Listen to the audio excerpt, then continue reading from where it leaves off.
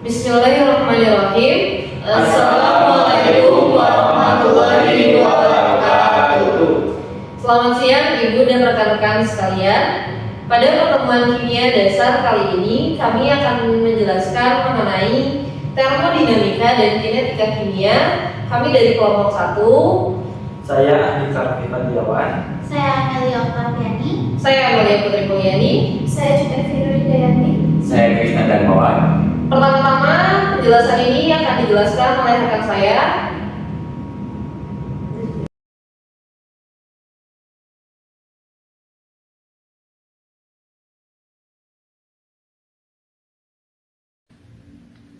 Dalam reaksi kimia, energi dapat mengalami pertukaran antara sistem dan lingkungan. Dan energi yang sering terlibat adalah panas. Panas merupakan perpindahan energi dari satu benda ke benda lainnya karena adanya perbedaan suhu. Dan cabang ilmu yang mempelajari antara hubungan reaksi kimia dan perubahan panas disebut dengan termokimia. Dan melalui studi penelitian termokimia dapat diketahui dan diukur jumlah panas yang diserap, reaksi endotherm, dan yang dilepaskan reaksi exotherm selama reaksi yang berlangsung. Termodinamika adalah ilmu yang mempelajari mengenai penyimpanan, transformasi, dan transfer energi. Energi dapat disimpan sebagai energi dalam, energi kinetik, energi potensial, dan energi kimia, serta dapat ditransfer melalui panas atau kerja. Dalam termodinamika, perubahan energi dapat dihubungkan melalui sifat materi seperti suhu, tekanan, dan entalpi melalui persamaan atau hukum yang didasarkan melalui pengamatan eksperimen. Termokimia merupakan penerapan prinsip termodinamika dalam memahami reaksi kimia. Cabang kimia ini mempelajari perubahan energi kimia yang terjadi selama reaksi kimia berlangsung dan didasarkan pada prinsip kekekalan energi, yaitu energi tidak dapat diciptakan atau dimusnahkan, melainkan hanya berubah bentuk saja.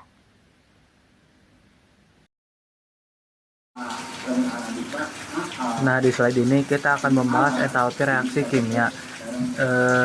Entalpi adalah jumlah energi panas yang dilepaskan atau diserap selama suatu reaksi kimia terjadi. Kalau reaksi melepaskan panas ke lingkungan, reaksi tersebut disebut eksotermik dan perubahan entalpinya bernilai negatif. Contohnya seperti pembakaran di mana panas terasa keluar. Sebaliknya, jika reaksi menyerap panas dari lingkungan, itu disebut reaksi endotermik dan perubahan entalpinya bernilai positif. Misalnya pada proses pencairan es. Dengan mengetahui perubahan entalpi, kita bisa menentukan jenis reaksi dan berapa energi panas yang terlibat selama reaksi kimia berlangsung.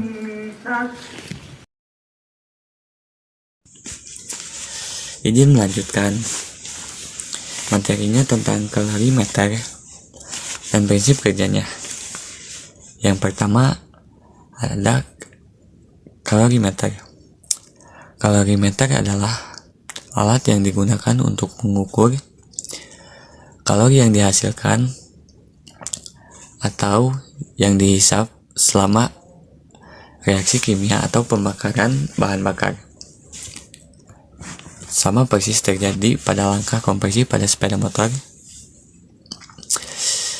Kalorimeter juga dirancang untuk mengisolasi sistem sehingga kalori yang dilepas atau diserap reaksi sama dengan kalori yang diterima oleh air dan wadahnya.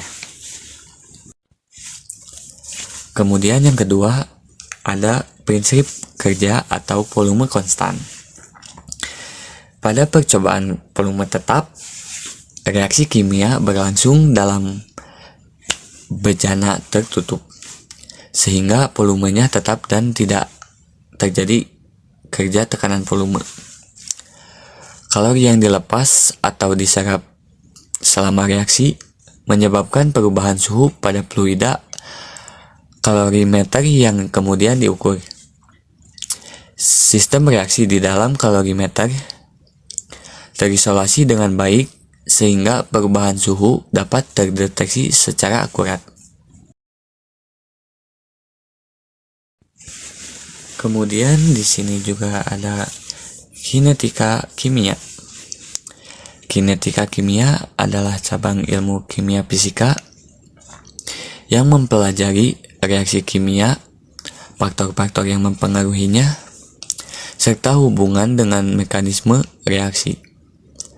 Kinetika kimia juga disebut dinamika kimia karena melibatkan gerakan molekul, atom, dan ion. Selama reaksi berlangsung, dengan laju reaksi sebagai fungsi waktu, mekanisme reaksi dapat diperkirakan melalui pengamatan dan pengukuran besaran termodinamika dengan memperhatikan arah dan jalan reaktan dan produk dalam suatu sistem. Kemudian di sini juga ada laju reaksi. Laju reaksi adalah perubahan konsentrasi suatu spesies terhadap waktu. Karena konsentrasi reaksi berubah selama reaksi, laju bereaksi dinyatakan sebagai laju sesaat pada suatu waktu tertentu. Misalnya pada awal reaksi, laju reaksi ditentukan dari gradien kurva konsentrasi terhadap waktu dan gradien negatif untuk prediksi dan positif untuk produk, serta satuan konsentrasi per satuan waktu. Nah, berikutnya ada hukum laju reaksi. Slide ini membahas hukum laju reaksi. Hukum laju menjelaskan hubungan antara kecepatan reaksi dan konsentrasi zat per reaksi. Nah, laju reaksi dipenuhi oleh konstanta laju, konsentrasi zat A yang dipangkatkan dengan orde X, dan konsentrasi zat B yang dipangkatkan dengan orde Y. Orde reaksi menunjukkan seberapa besar pengaruh suatu zat terhadap laju reaksi. Sedangkan orde reaksi total menjumlahkan dari orde A dan orde B.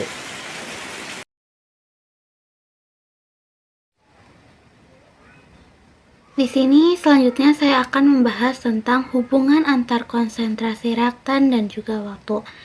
Peningkatan konsentrasi reaktan meningkatkan frekuensi tumbukan antar partikel sehingga laju reaksi akan bertambah. Secara umum, laju reaksi sebanding dengan konsentrasi reaktan, kecuali pada reaksi orde 0.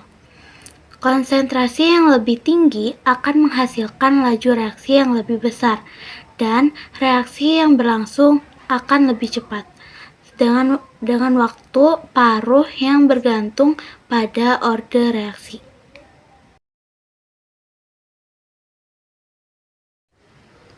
Di sini ada energi aktivitas. Energi aktivitas adalah energi minimum yang diperlukan agar reaksi kimia dapat berlangsung. Nilai energi aktivitas ini berkaitan dengan intensitas tumbukan antar molekul dan diperoleh dari perhitungan laju reaksi. Energi aktivitas pada reaksi eksoterm dan endoterm akan berbeda.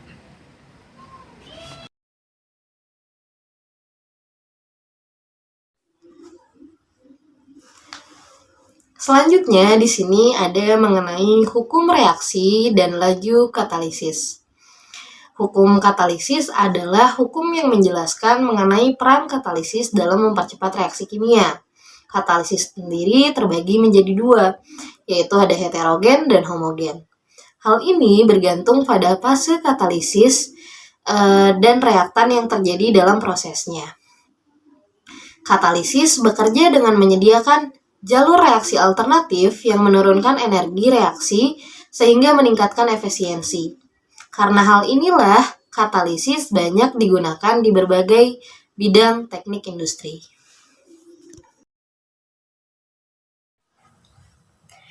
Selanjutnya ada studi kasus yang kelompok 1 ambil, yaitu pembuatan sabun menggunakan minyak atau lemak dengan dicampurkannya basa kuat atau NaOH atau KOA dalam pembuatan sabun ini, dan biasa disebut sebagai saponifikasi. Namun pada studi kasus kali ini kami mengambil minyak yang digunakan adalah minyak jelantah. Hal ini kami lakukan karena minyak jelantah adalah salah satu sampah rumah tangga dan ketika kita mengolahnya itu akan memiliki nilai guna dan minyak jelantah itu akan memiliki kebermanfaatan. Selain itu juga adalah untuk mengurangi sampah rumah tangga. Nah, dalam pengaplikasiannya ada beberapa tahapan yang dilakukan, yaitu pemurnian minyak, pencampuran dengan larutan basa dan air, kemudian pengadukan, penambahan pewangi dan pewarna. Setelah itu, selain itu juga untuk mendapatkan hasil sabun yang optimal, ada beberapa hal yang harus dikaji dalam studi kasus ini, yaitu salah satunya adalah untuk melihat konsentrasi basa dan proses pengadukan dalam pembuatan sabun saponifikasi ini.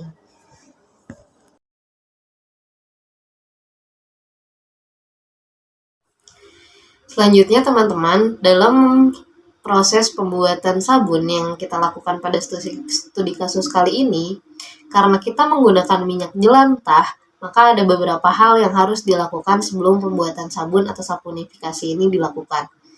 Yaitu minyak jelantah harus melalui proses pemurnian untuk menghilangkan bau, warna gelap, dan kotoran yang ada pada minyak jelantah tersebut. Pemurnian dilakukan melalui filtrasi dan penjernihan menggunakan bleaching earth sebagai adsorben. Minyak ini dipanaskan, kemudian dicampur dengan sekitar 20% bleaching earth dan diaduk selama 10-30 menit. Kemudian didiamkan selama 24 jam dan kemudian disaring sehingga diperoleh minyak jernih dari hasil pemurnian minyak jelantah tersebut.